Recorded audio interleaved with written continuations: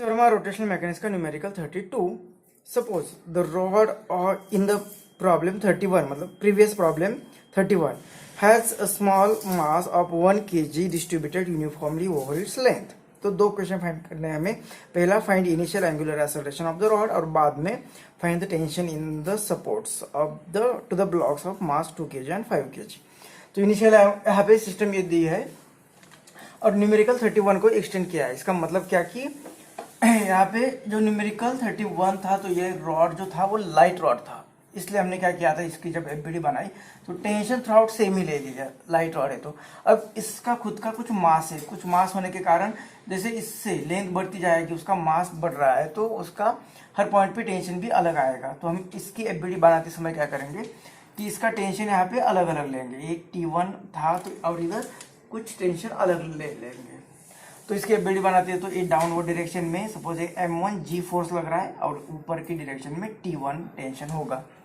तो यहाँ पे ये अगर डाउनवर्ड ये इस डायरेक्शन में एक्सेलरेट हो रहा है तो ये एक्सेलरेशन होगा।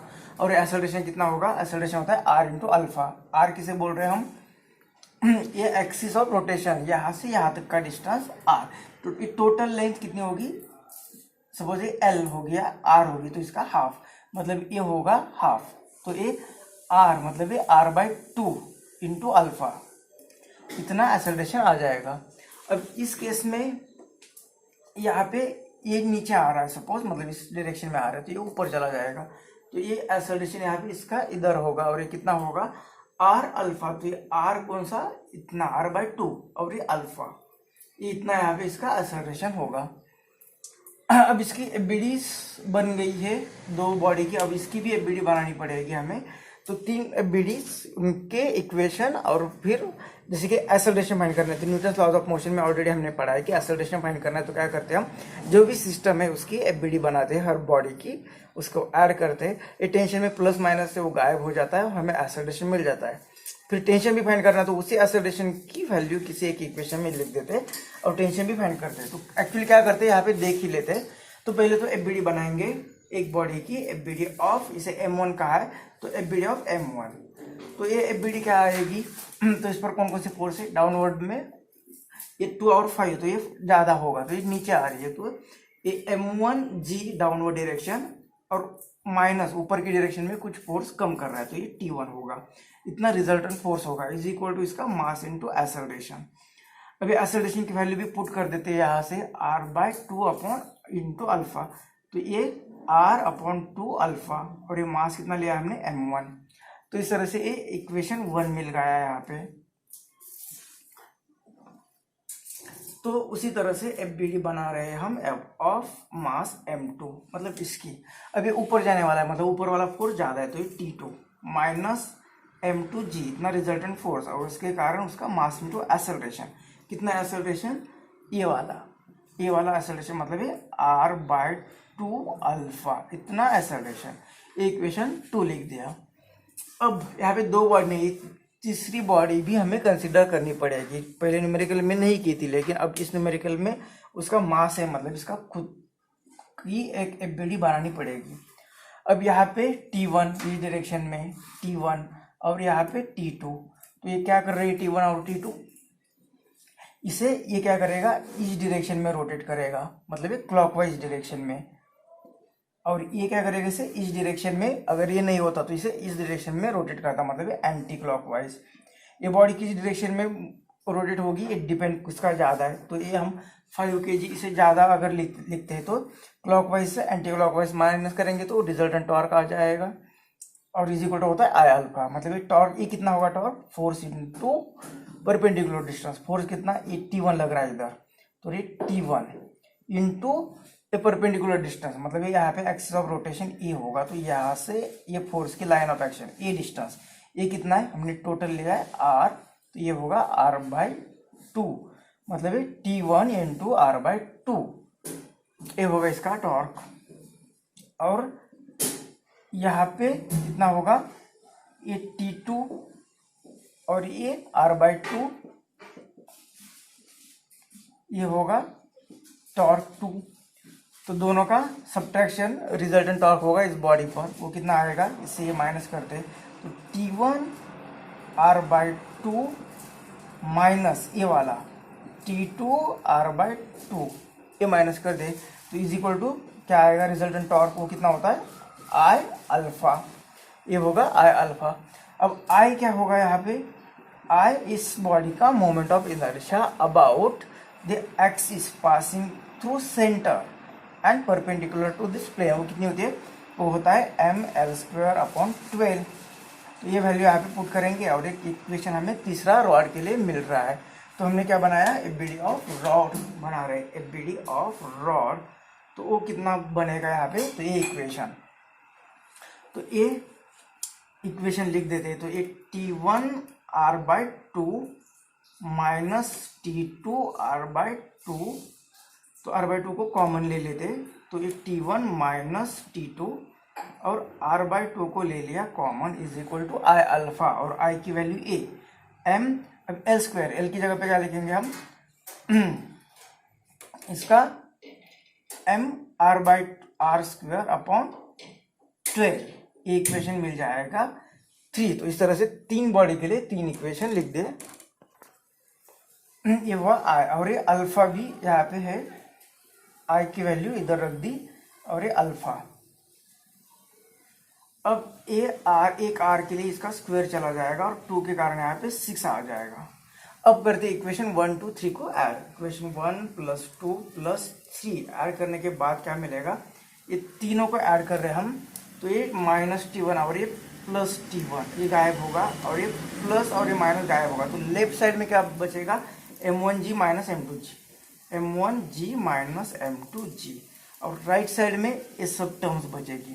तो इसमें भी आर बाई टू अल्फा को कॉमन ले लेते, तो ये इधर आएगा M1 प्लस इधर आएगा M2, और ये आर बाई टू को अल्फा को कॉमन लिया तो इधर बचेगा M और ये 3, और ये बचेगा R by alpha, R upon 2 by alpha, इतना ये ले लिया। अब इसकी सभी की वैल्यूज पता है, ऑलरेडी हमें वैल्यूज दे दी है, तो इसमें से हमें अल्फा मिल जाएगा। तो वैल्यू पुट करनी है और इक्वेशन ये वैल्यू मिल जाएगी अल्फा की।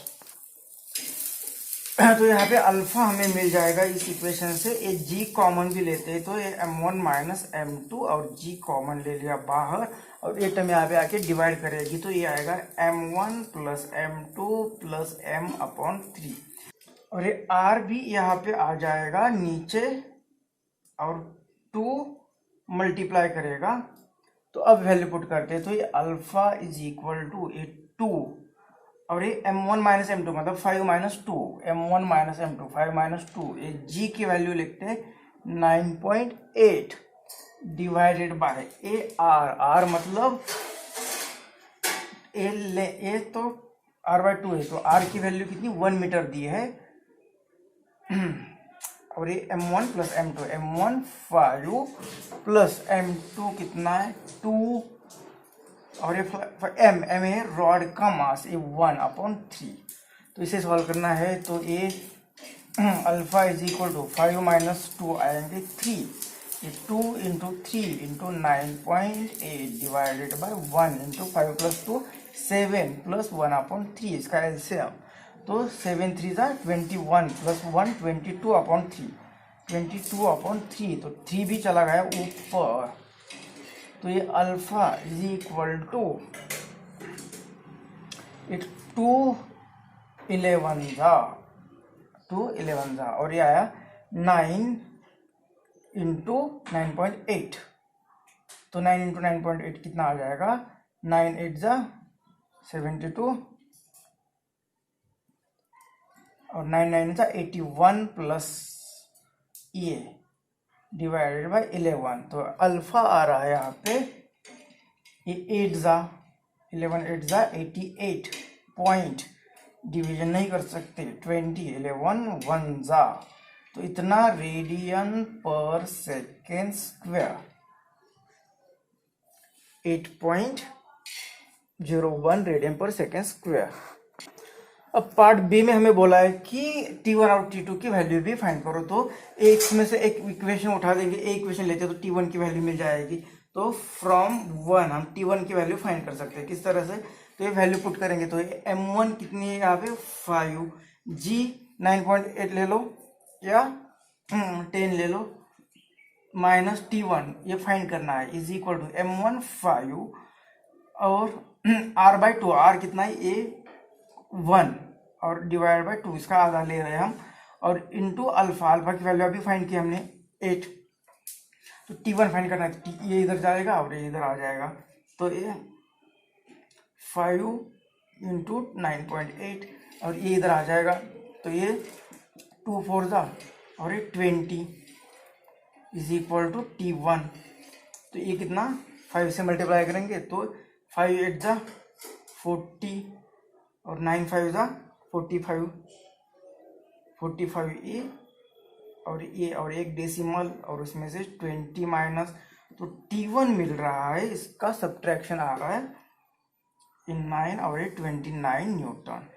तो T1 की वैल्यू जिस तरह से मिल गई 29 न्यूटन, उस तरह से ये इक्वेशन यूज करके T2 भी फाइंड करेंगे।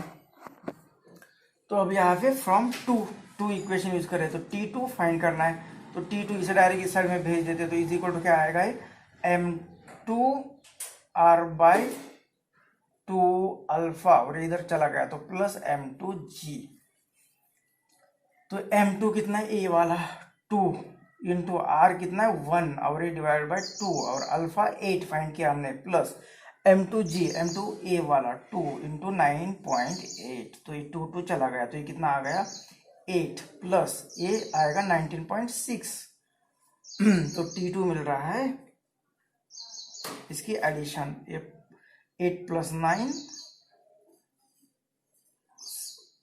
27.6 न्यूटन।